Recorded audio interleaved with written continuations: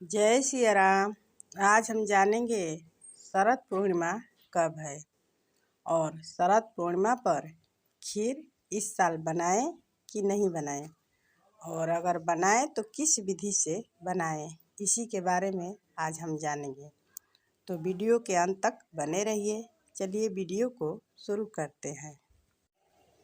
इस बार शरद पूर्णिमा पर चंद्र ग्रहण का साया भी है। शरद पूर्णिमा की देर रात 1:04 पर चंद्र ग्रहण लगेगा, जो मध्य रात्रि 2:24 पर समाप्त होगा और चंद्र ग्रहण का सूतक 9 घंटे पहले ही शुरू हो जाता है। ऐसे में शरद पूर्णिमा के अवसर पर खुले आसमान में खीर हम रख सकते हैं और सूतक काल को अशुद्ध भी माना जाता है। इस वजह से उसमें शुभ कार्य, भोजन बनाना, खाने समेत कोई भी कार्य वर्जित होते हैं। ऐसे में शरद पूर्णिमा की खीर इस साल बनाएं कि नहीं बनाएं, यही संशय बनी हुई है। शरद पूर्णिमा की तिथि प्रारंभ होगी 28 अक्टूबर शनिवार को प्रातः 4:17 से और शरद पूर्णिमा की तिथि का समापन होगा 29 अक्टूबर रविवार को 1:53 पर। साल का अंतिम चंद्र ग्रहण भी प्रारंभ होगा समय 28 अक्टूबर देर रात 1:04 से और समापन भी होगा 2:22 में। तो इस समय खीर को लेकर मन में भ्रांतियाँ भी हो रही हैं। करें क्या करें ना करें, समझ में तो आ नहीं रहा है। वैसे तो अगर खीर बनाकर हम रखते भी हैं तो सूतक काल के दौरान वह खीर दूषित ही हो जाएगा। ग्रहण में दूषित कोई भी भोजन को तो ग्रहण नहीं किया जाता है और इस समय जो चंद्रमा की रोशनी भी होगी वह भी दूषित ही होगी, और ऐसे रोशनी में रखा हुआ खीर भी खाने से स्वास्थ्य के लिए हानिकारक ही होगा, लाभ तो होगा नहीं।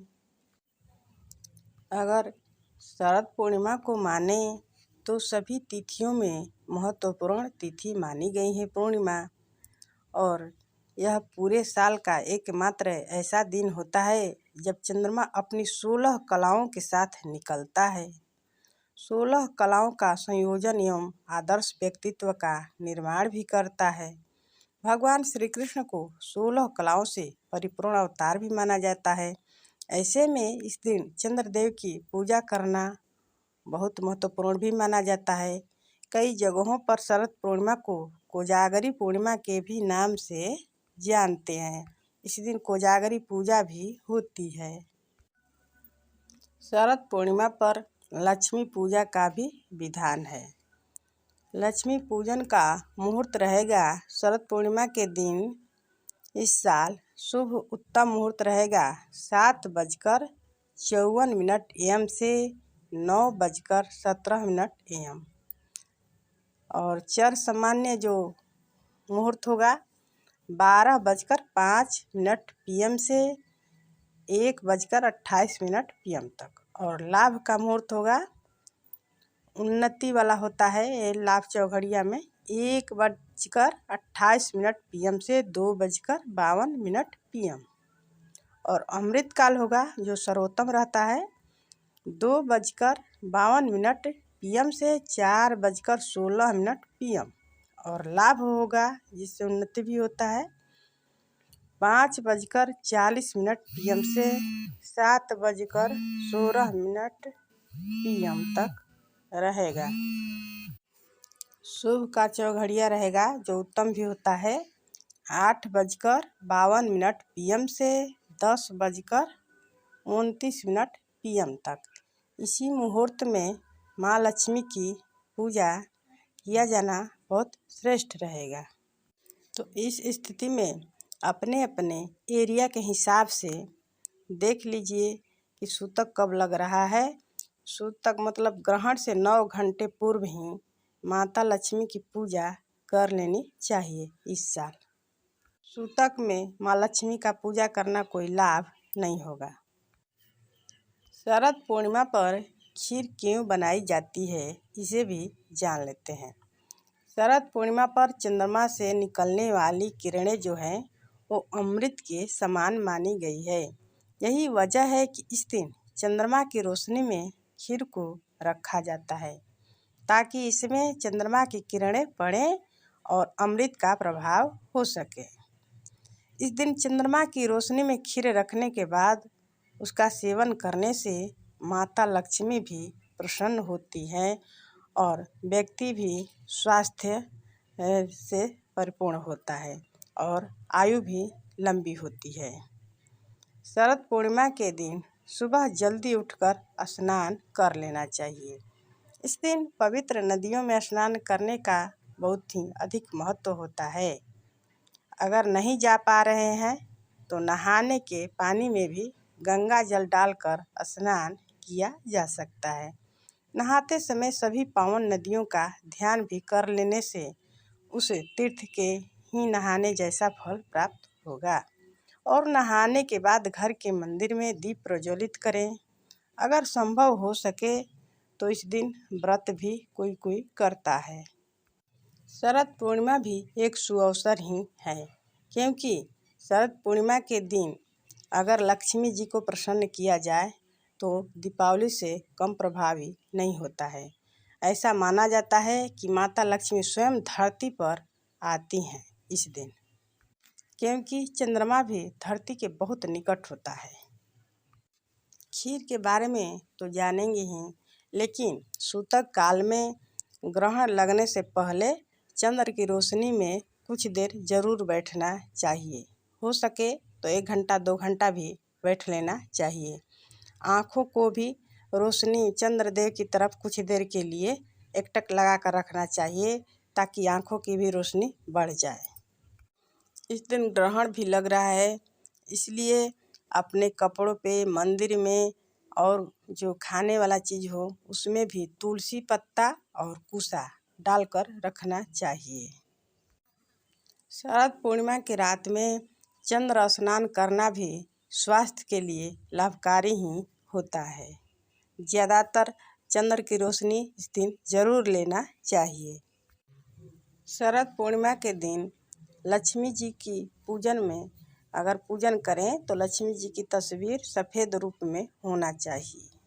अगर नहीं है तो कहीं से प्राप्त कर लें और माँ लक्ष्मी की सफ़ेद तस्वीर की पूजा जरूर करें। पूजा में यथाशक्ति अनुसार पंचोपचार भी कर सकते हैं, षोडशोपचार भी पूजा कर सकते हैं और पूजा करने के बाद मंत्र जप या श्री सूक्त का पाठ भी करना चाहिए या कनक धारा स्तोत्र का भी पाठ करना चाहिए। हो सके तो माता लक्ष्मी जी को कमल का पुष्प ही चढ़ाएं। अगर नहीं उपलब्ध हो पा रहा है तो लाल फूल भी चढ़ा सकते हैं, सफ़ेद फूल भी चढ़ा सकते हैं और भोग सामग्री भी सफ़ेद ही होना चाहिए। बर्फी हो या कोई भी सफ़ेद मिष्ठान माता रानी को भोग लगा सकते हैं। इस दिन चंद्र देवता की भी पूजा करने की विधान है। हो सके तो चंद्र देव की भी पूजा कर ही लेनी चाहिए। अब जान लेते हैं कि खीर बनाएं या ना बनाएं। अगर बनाएं तो कैसे बनाएं। तो खीर बनाने का 2 विकल्प है। अगर उस विकल्प में बन जाता है तो ठीक है। खीर बनाने की जो सामग्री भी होती है, दूध, चावल और चीनी, ये तीनों ही चंद्रमा से जुड़ी हुई वस्तुएं हैं। इसके सेवन से स्वास्थ्य लाभ तो होता ही है, कुंडली का चंद्र दोष भी निवारण हो जाता है। खीर बनाने का पहला विकल्प है कि 27 की रात को 4:17 पर पूर्णिमा तिथि लग जा रही है। तो ऐसी स्थिति में अगर हो सके तो 27 के ही रात को खीर बनाकर रख लें और 4:17 के बाद खीर को चंद्र की रोशनी में रख दें। इससे चंद्रमा की जो औषधीय गुण है उसमें प्राप्त हो जाएगी और सुबह सेवन किया जा सकता है। दूसरा विकल्प है कि जब ग्रहण समाप्त हो जाए मध्य रात्रि में, तो उसके बाद स्नान दान करने के बाद हो सके तो खीर बना लें और खीर बनाकर उसे चंद्र की रोशनी में रख दें और उसे सुबह माता रानी को भोग लगाने के बाद प्रसाद के रूप में ग्रहण कर सकते हैं। अगर ये भी संभव नहीं हो पाता है तो पहले से ही कोई आंवला या जड़ी बूटी या ड्राई फ्रूट रख लें या कोई सूखी सामग्री, उसमें तुलसी दल और कुसा डालकर पहले से रख लें। फिर स्नान दान के बाद ग्रहण समाप्ति के बाद उसको चंद्र की रोशनी में रख दें। ड्राई फ्रूट हो या आंवला भी रख सकते हैं, कोई जड़ी बूटी भी, गिलोय जैसे कुछ भी हो, आंवला एलोवेरा रख सकते हैं और ड्राई फ्रूट भी रख सकते हैं। अगर पोहा है तो उसे भी रख सकते हैं और उसको रखने के बाद थोड़ी सी भी अगर चंद्र की रोशनी प्राप्त हो जाती है तो वो औषधीय रूप धारण कर लेगा। अगर इन सामग्रियों पर 2 घंटा भी चंद्र की किरणें पड़ती हैं तो ये भी कोई कम नहीं है। ग्रहण समाप्ति के बाद जो भी समय बचता है उसमें कुछ न कुछ तो रखना ही चाहिए, क्योंकि ये अमृत काल फिर साल के दोबारा ही आएगा। साल में तो एक ही बार आएगा, फिर अगले साल आएगा। ऐसी स्थिति में चंद्र के जितने ही किरणें पड़े वो कम नहीं है, इसीलिए जो बन पड़े वो ग्रहण समाप्ति के बाद रख देना चाहिए। कुछ नहीं तो ड्राई फ्रूट तो है ना, उसी को रख लेंगे। हम भी यही कोशिश करेंगे, जो बन पड़े वही करेंगे, लेकिन थोड़ा समय के लिए भी ज़रूर रखेंगे। ग्रहण समाप्ति के बाद देख लें क्या संभव हो पाता है, कुछ ना कुछ रखने का प्रयास ज़रूर करें। ड्राई फ्रूट ही रखें लेकिन ज़रूर रखें। तो आज हम लोगों ने जाना कि शरद पूर्णिमा पर खीर बनाएं कि न बनाएं और ग्रहण के दौरान क्या कर सकते हैं, इसी के बारे में आज हम लोगों ने जाना। फिर अगले वीडियो में कोई नई जानकारी के साथ उपस्थित होंगे। ज़रूरी बात, सूतक लगने से पहले सुबह शाम की जो पूजा होती है, आरती होती है, उसे भी कर लें और माता लक्ष्मी जी के भी पूजन को कर लें। मंत्र जो भी पढ़ना हो सूतक लगने से पहले ही सब कर लें। और ग्रहण समाप्ति के बाद भी देख लीजिए क्या संभव हो पाता है। अगर ग्रहण समाप्ति के बाद भी लक्ष्मी जी का मंत्र जप करना संभव हो पाता है तो वो भी कर सकते हैं और जो ड्राई फ्रूट वाली बात है उसे भी कर सकते हैं, तो वो भी कर लीजिए। शरद पूर्णिमा पर हम लोग भी कोई जड़ी बूटी, आंवला, एलोवेरा या ड्राई फ्रूट भी रखते हैं। तो इस साल देखते हैं खीर का क्या होता है, नहीं तो ये सब तो ज़रूर ही रखेंगे हम लोग।